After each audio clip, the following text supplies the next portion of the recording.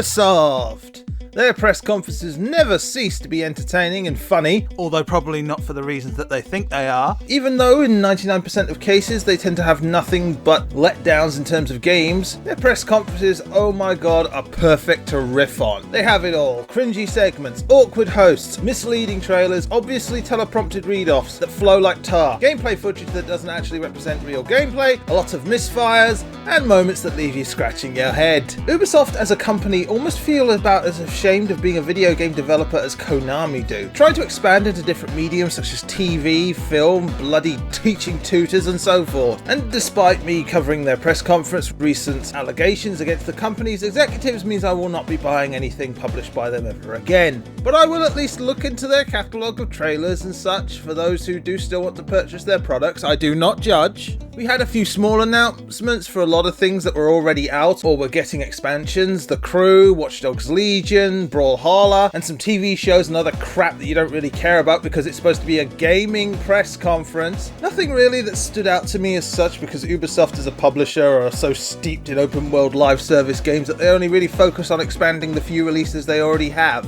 There wasn't really anything new. Everything was either an expansion, a sequel, or something that was already established. And we started everything off with Rainbow Six Extraction as we take a look at the latest spin-off for Rainbow Six Siege that looks a lot like that XCOM FPS 2K were threatening to make 10 years ago. One aspect I didn't draw attention to in my last video was the use of, and sing it with me if you know the words, pre-rendered cinematics. And of course, this is no exception. We do get some gameplay and an in-depth walkthrough of what to allegedly expect from Extraction, a look at the new modes, such as the potential loss of characters and the need for you to extract them from enemy clutches, hence the title I suppose, a look at the different enemy types and how they will work. Overall a good start, but no doubt Ubisoft will derail that, and derail it they did by moving on to a guitar tutor, Rocksmith Plus. What was once Ubisoft's attempt to throw their hat into the music rhythm genre now slapped onto a teaching tool. I am not musically inclined, I never have been. I can't even get as far as tuning a fucking guitar, let alone playing one. That's why I love games like Rock Band and so forth. Escapism, the chance to pretend while putting in absolutely no bloody effort. I suppose this is a good evolution of such, but there are many teaching tools out there, and this one did not really do anything to stand out. And at nearly €100 for a year's subscription service, you had better employ some kind of gimmick and core gameplay loop that will be much more fun. Again, this stands out only because it reveals how Ubisoft are so desperate to branch out and away from just being seen as a game publisher, and I think they are doomed to failure judging by their poor track record. How's that Watch Dogs movie coming along, by the way? After that weird detour, we got to take a look at Riders Republic, a Trials-esque sort of MMO essentially, designed to combine the fan bases of snowboarding, skydiving, BMXing and other extreme sports into one big cash cow live service. There was a lot of time spent on the expansiveness and the variety within this game, different terrains and environments to throw yourself off without the fear of 9 months traction and shitting into a bedpan. I don't know, it just wasn't engaging for me. I'd rather have a game that does one sport really, really well than a game that does several things okay. And I think that sums up the entirety of Ubisoft's approach to gaming, appealing to as many as they can while spreading it so thin it comes across as generic. Definitely not my thing. I haven't played a skateboarding game since Tony Hawk's Underground, I think, and I won't be buying this one obviously. Immediately after that extended segment, we got mention of Rainbow Six Siege's Year 6 announcement. It rolls right off the tongue, that. I don't know why they chose to have this segment here instead of earlier while they were advertising Extraction, but still, if you're into Rainbow Six, then I'm sure you're going to enjoy it. But of course, we can't have the Ubisoft presentation without the yearly humiliation that is the annual Just Dance segment. Although this year they didn't have a dance, or us, probably due to the pandemic, so thank God for small mercies, I suppose. They did, however, spend a lot of time hyping up this new celebrity who they were going to be collaborating with on their latest Just Dance title. They spent a lot of time building towards the reveal, but when it actually happened, I was like, who are you? Maybe it's just me. Am I out of touch? Sorry, I read that wrong. I am out of touch, though it's not aimed at me, is it? Well, it depends how annoying he's being. But if there are any Just Dance fans watching this video, please tell me in the comments below just who the hell this guy is.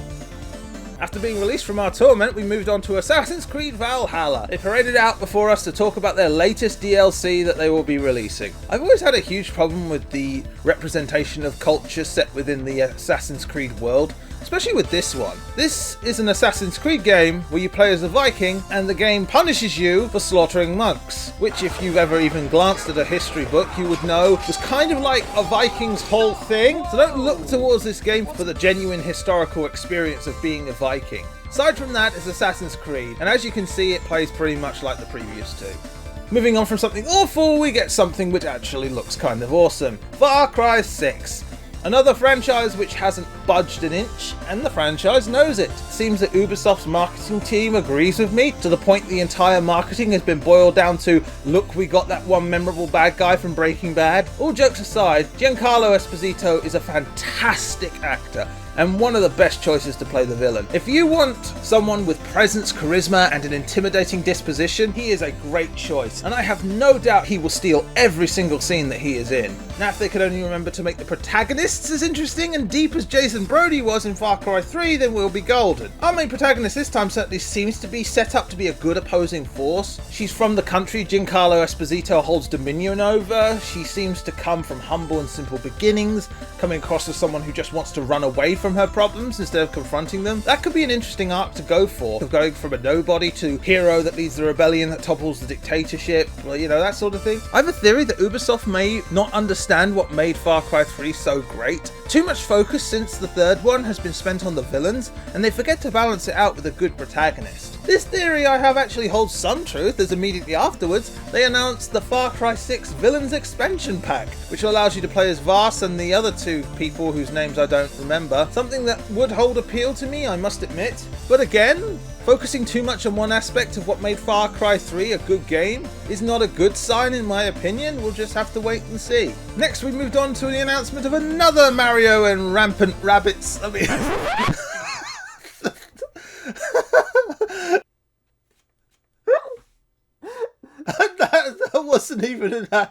That wasn't even written in the script. Next was the announcement of another Mario and Raving Rabbids game. Ah yes, the Rabbids, the minions of the video game world. I've never played the original Mario and Rabbids game, but I'm guessing it was at least tolerable and sold well enough to warrant the sequel. I wouldn't know, I can't stand the little shits. But I'm guessing you're looking at a combat strategy game like XCOM. If you like combat strategy games, I'm guessing this is going to totally be your thing. And finally, moving on to the final game of the night, we got Ubisoft's big ace up their sleeve. A video game based off James Cameron's Avatar. A movie licensed game. Where's the cyanide? All seriousness, when it comes to James Cameron's Avatar, I liked the world it built upon, even though I hated the story. Seriously, the planet, Pandora, the mythos, the lore of the world, I felt the foundations were solid here for a great franchise, and always wished I could go to Pandora in an interactive environment. Riding those flying things, going to this area, conversing with the Na'vi? It's been ages since I watched the movie, give me a break. Now, like the movie sequels themselves, I've got to ask this question for you people. Do you think this is a too little too late situation for this one? I mean, 3 or 4 years ago, or even when the film actually first came out, I imagine that people would have been all over this. But the fact is, right now, I don't think anyone's really clawing for an Avatar-esque game. I don't really feel hyped for this, and nothing really about this caught my attention and got me excited for it. That's the thing with Ubisoft in general. They make competent things, but they don't really wow you. They don't really lead the way in innovation. So I'm wondering about how they're going to make this one, and how exactly are they going to fuck it up. It's going to be open world because of course it fucking is. It's going to have loads of collectibles because of course it fucking is. And it's going to be overly monetized because of course it fucking is. And that was everything that Ubisoft had to show that caught my attention. Quite a lot of stinkers and very few things that caught my interest. I find it difficult with Ubisoft due to their track record of lying during their press releases, so I don't really know what is real and what isn't. Let's just say I wasn't sold on the whole thing. Why did I watch this again? And from that, we'll be moving on to Gearbox and Devolver Digital in the very next video. And I'm condensing them all into one video because let's just say one of them didn't have anything worth shit showing. Can you guess which one it is? Subscribe if you haven't already and ring the little bell. See you guys next time though. Bye for now.